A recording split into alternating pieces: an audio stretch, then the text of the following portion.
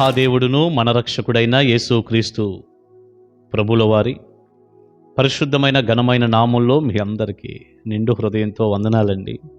దేవుని కృప మీకు తోడుగా ఉండును గాక. ఎలా ఉన్నారండి? క్షేమమే కదా? సంతోషంగా ఉండండి. నమ్మదగిన దేవుడు మీకు తోడుగా ఉంటాడు. ప్రియులారా, మనం దేవుని వాక్యంలోకి వెళ్ళి దేవుని మాటలు ధ్యానం చేద్దాం. నేను వాక్యాన్ని చదివే ముందు ఒక మాట, తేడా ఏముంది? అదేగా మీరు ఆ టైటిల్ కూడా చూశారు థంబ్నెయిల్ మీద. తేడా ఏముంది? ఏంటి అయ్యగారు తేడా ఏముంది, తేడా ఏముంది అంటున్నారు, ఏంటి, ఏం చెప్పాలనుకుంటున్నారు అంటారా? నిజమే. ఈరోజు ఏం తేడా కనపడుతుంది? సంఘానికి లోకానికి తేడా ఏముంది? లోకానికి సంఘానికి తేడా ఏముంది? రెండూ ఒకేలాగా కనిపిస్తున్నాయిగా. సంఘం అంటే విశ్వాసుల సమూహం. మీరు ఈ పదాన్ని మర్చిపోవద్దు. సంఘము అనేటటువంటి పదానికి గ్రీకు భాషలో ఎక్లీషియా అనేటటువంటి పదం వాడారు. ఎక్లీషియా అంటే చీకట్లో నుండి ఆశ్చర్యకరమైన దేవుని వెలుగులోనికి పిలువబడిన విశ్వాసుల గుంపు అని అర్థం. అంతేగాని సంఘం అంటే బిల్డింగు, రేకులు, స్లాబులు కాదండి, స్తంభాలు, పిల్లర్స్ కాదు. గుర్తుపెట్టుకోవాలి మీరు. సంఘానికి లోకానికి తేడా ఏముంది అంటే, ఒక విశ్వాసికి లోకంలో ఉన్నటువంటి ఒక అవిశ్వాసికి ఈరోజు ఏం తేడా కనపడుతుంది? వాళ్ళు ఎలా ఉన్నారో వీళ్ళు అలాగే ఉన్నారుగా. లోకస్తుల్ని మీరు చూడండి. ఉదాహరణకి సినిమా ప్రభావం బాగుంది. నేను ఫలానా హీరోలాగా ఉండాలి, ఫలానా హీరోలాగా ఉండాలి, నేను సల్మాన్ ఖాన్ లాగా ఉండాలి, షారూఖ్ ఖాన్ లాగా ఉండాలి, నేను అమితాబ్ బచ్చన్ లాగా ఉండాలి, లేకపోతే నేను ఇంకొక సినిమా యాక్టర్ లాగా ఉండాలంటూ సినిమా ప్రభావాలు బాగా పడిపోయి వాతావరణంలో ఎంత మార్పులు వచ్చాయి చూడండి. లోకంలో ముఖ్యంగా వేసుకునే బట్టలు చూడండి, క్రాపులు కూడా మీరు చూడండి, ఆ జుట్టు కటింగ్ మీరు చూడండి.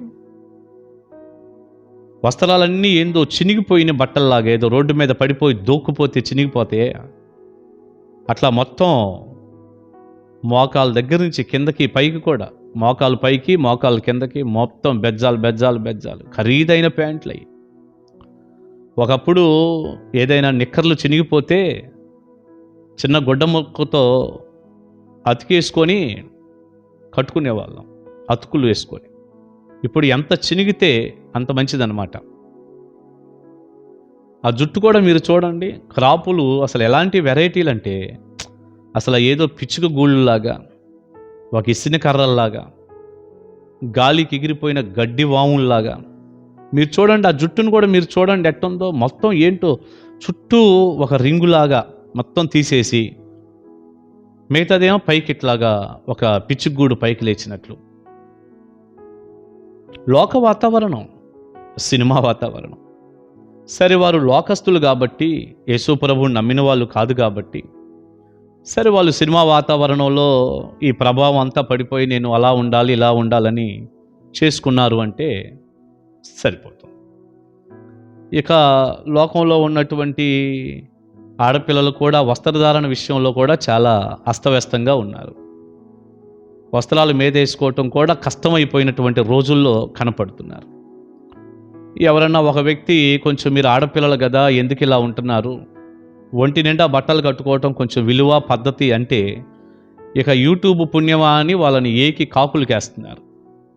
మంచి మాట ఒకటి చెప్పినా,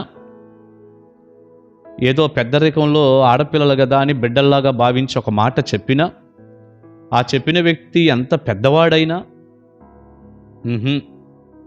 మా ఇష్టం, మా శరీరం, మీరు మాకు చెబుతారా అన్నట్లుగా అయిపోయినటువంటి రోజులవి. ఈ రోజులన్నీ ఇవేగా, అయిపోయిన రోజులు ఇవి. పరిస్థితి లేదు, అట్లా అయిపోయింది. జనరేషన్ అంతా అలా అయిపోయింది. ఇది లోకంలో ఉన్న వాతావరణం. సరే, లోకస్తులు కాబట్టి వారేదో అట్లా ఆలోచిస్తున్నారు, ఉంటున్నారు, అబ్బాయిలు అమ్మాయిలు అంటే సరే. ప్రియులారా, మందిరాల్లో కూడా ఇలాగే ఉందిగా. తేడా ఏముంది? అది తేడా ఏముందన్న మాటకి అర్థం ఇది. మందిరాల్లో కూడా అలాగే ఉన్నారు. మందిరానికి వెళ్తున్నాను అంటున్నారు, చినిగిపోయిన ప్యాంట్లే వేసుకుంటున్నారు. మందిరానికి వెళ్తున్నాము అంటున్నారు, వీళ్ళ చుట్టూ రేగిపోతానే ఉంది, శుభ్రంగా చుట్టూ రింగులాగా చేసుకుంటానే ఉన్నారు, గుండులాగా, పైన పిచ్చిగుళ్ళలాగా, ఏదో రకరకాలుగా లోక ప్రభావమేగా. తేడా ఏముంది? మందిరాలకు వచ్చే ఆడపిల్లలు కూడా ఒంటి నిండా బట్టలు వేసుకోండి అమ్మ అంటే కూడా తప్పు అయిపోతున్న రోజులేగా. ఎవరి ప్రభావం? ఏదో ఫారెన్లో ఉన్నట్టు ఫీల్ అవుతున్నారు. పల్లెటూరులో ఉన్నప్పుడు కూడా ఇదేం ఫారెన్ కల్చర్ కాదు కదా మనది. మన భారతదేశ సాంప్రదాయ ప్రకారం ఒంటి నిండా బట్టలు ఒక పద్ధతి ఉంటుంది కదా. మరి ఏంటో అర్థం కాని వాతావరణం మందిరాల్లో కూడా వచ్చేసి, ప్రియులారా, మా ఇష్టం అన్నటువంటి పరిస్థితికి వచ్చేసి, నాలాంటి దైవజనులు కొంచెం వాక్యానుసారంగా గట్టిగా చెప్పినా నచ్చట్లేదండి. అందుకే మీరు చూడండి, కరెక్ట్గా వాక్యంలాగా చెప్పి, ఇది పద్ధతి కాదు, లోకం మందిరంలోనికి రాకూడదు, ఇది తప్పు, ఇలా ఉండకూడదు, నీ జుట్టు ఇలా ఉండకూడదు, నీ బట్టలు ఇలా ఉండకూడదు, నీ విధానాలు ఇలా ఉండకూడదు, ఇది దేవుడికి సంతోషం కాదు అంటుంటే నాబోటి వాళ్ళు మంచి పాస్టర్ గారు కాదు. నాలాంటి సేవకుల దగ్గరికి, నేనని కాదండి, నాలాంటి సేవకుల దగ్గరికి, ఈ మాటలు కూడా తీసుకోండి జాగ్రత్తగా, నాలాంటి సేవకుల దగ్గరికి ఎక్కువ మంది కూడా రారు. ఇదేదో పాతకాలపు భక్తిలాగా ఏందో ఈ మాటలు ఏంటి, ఇప్పుడంతా ట్రెండ్ మారిపోయి అప్డేట్ అవ్వాలైతే, ఆ పదాలు కూడా నేను విన్నానండి కొంతమంది దగ్గర. అప్డేట్ అవ్వాలంట, వాక్యానికి అప్డేట్ అవ్వటం కాదు, వాక్యానుసారంగా నేను మారతాను, వాక్యానుసారంగా జీవిస్తాను, ఇంతకుముందు ఎట్లా లేను ఇప్పుడు ఇలా ఉండాలనుకుంటున్నాను అంటే అప్డేట్ అయ్యాలి అనుకోవచ్చు. లోకానికి అప్డేట్ అవుతాడంట. తర్వాత కుటుంబాలన్నీ ఎంత గుల్లగుల్ల అయిపోయినాయో నా కళ్ళతో నేను చూశానండి చాలామందిని. అప్డేట్ అయిపోవాలి, లోకానుసారంగా ఉండాలి అంటూ, అందుకే చాలామంది మీరు చూడండి అలాంటి వాతావరణం ఉన్నటువంటి మందిరాలకు వెళ్తున్నారు. సేవకులు కూడా చాలా తెలివిగా ఈ నాడి పట్టుకొని, వాక్యపు నాడి అక్కర్లేదు కానీ ఈ నాడి పట్టుకొని ప్రజలకి ఏది ఇష్టమో అదనమాట. ఏం పర్వాలేదు. నిజమే, నువ్వు నరకానికి వెళ్ళినా ఏం పర్లేదు అంటున్నారు వాళ్ళు. మీకు తెలియట్లే ఈ సంగతే. నువ్వు నరకానికి వెళ్ళినా ఏం పర్లేదు, 4 రోజులు మందిరాల్లో కూడా ఎంజాయ్ చేద్దాం, ఎగురుదాం, నరకానికి వెళ్ళినా పర్లేదు అన్నట్టు ఉంది. అదే జరుగుతుంది. తెలివిగా సైతానుగాడి కుట్ర అదే. అక్కడికి విపరీతమైన తండోపతండాలుగా జనం, అసలు మా దగ్గరికి ఎంతమంది వస్తున్నారో తెలుసానని వాళ్ళు ఫీల్ అవటం, నిలబడ్డ వాళ్ళు, కూర్చున్న వాళ్ళు కూడా ఫీల్ అవటం, ఇంతమంది వస్తున్నారు కాబట్టి ఇది కాకపోతే ఇంకేముంది భక్తి అని. ప్రజలు ఎక్కువ ఉండటం ద్వారా మీకు భక్తి ఉన్నట్టు అదే ఆమోద ముద్ర. అయ్యో ఎంత విచారకరం. 10 మంది ఉన్నా చాలు మందిరంలో, భక్తి ఉంటేనే భక్తి లేకుండా 10,000 మంది ఉన్నా ఏం ప్రయోజనం ఉంటుందండి. అలాగని పెద్ద మందిరాలు, ఎక్కువ కాంగ్రిగేషన్ ఉన్న వాళ్ళ దగ్గర భక్తి లేదని నేను అంటలేదు సుమా. మంచి పరిచర్యలు ఉన్నాయి, 1000 మందితో నిండిని, లక్షల మందితో నిండిని. కానీ అన్నీ అవి కాదు. రావటల్లా ఇలా నాలాగా ఉన్నదున్నట్టు సేవకుడు తప్పు, ఇది మంచిది కాదు అంటే చాలా కష్టంగా ఉన్న రోజులు. తేడా ఏముంది? నీ స్నేహం, నువ్వు స్నేహించేది లోకాన్నేగా. వాక్యంలో ఇలా అన్నాడు దైవజనుడైన పౌలు. ఒక్కసారి చూడండి, తిమోతికి 2వ పత్రిక రాస్తూ దైవజనుడైన పౌలు గారు 4వ అధ్యాయం 10వ వచనం, దేమా ఇహలోకమును స్నేహించి నన్ను విడిచి దెస్సలోనికకు వెళ్ళెను. దేమా అనే వ్యక్తి ఇహలోకాన్ని స్నేహించి పౌలు గారిని విడిచిపెట్టి దెస్సలోనికకు వెళ్ళాడు అన్నాడు. ఈ లోకాన్ని స్నేహించాడంట.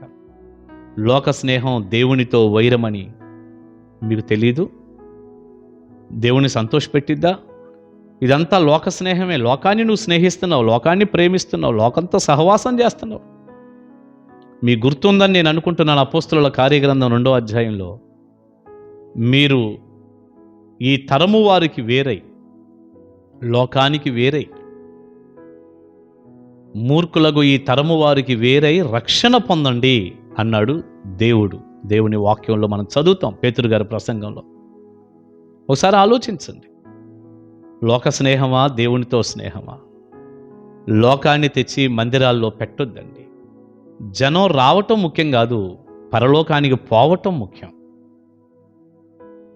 మరలా చెప్తాను ఈ మాట, జనం మందిరం దాకా రావటం ముఖ్యం కాదు, వారు పరలోకానికి వెళ్ళటం ముఖ్యం. దైవ దీవెన మీ అందరికీ ఉండునుగాక. ప్రార్థన చేసుకుందాం. పరిశుద్ధుడా, ప్రేమగల తండ్రి, విత్తబడిన చక్కని సందేశం మీ బిడ్డలకు దీవెనకరంగా చేయండి, తోడుగుండండి. మందిరానికి, లోకానికి, సంఘానికి, లోకానికి గొప్ప తేడా కనపడాలి ఆయన, గొప్ప తేడా కనపడాలి. మా మాటలో, మా వస్త్రధారంలో, మా రూపురేఖలన్నిటిలో కూడా తేడా కావాలి. అట్టి కృప దయచేయండి. ఈ వాక్యపు దిశగా కొందరైనా మీ తట్టు తిరగటానికి సాయం చేయండి. యేసునామాన్ని అడుగుచున్నాము తండ్రి, ఆమేన్. ఆమేన్. గాడ్ బ్లెస్ యు అండి. దేవుని కృప మీకు తోడై ఉంటుంది గాక. కలుసుకుందాం ఉదయకాల మన్నా.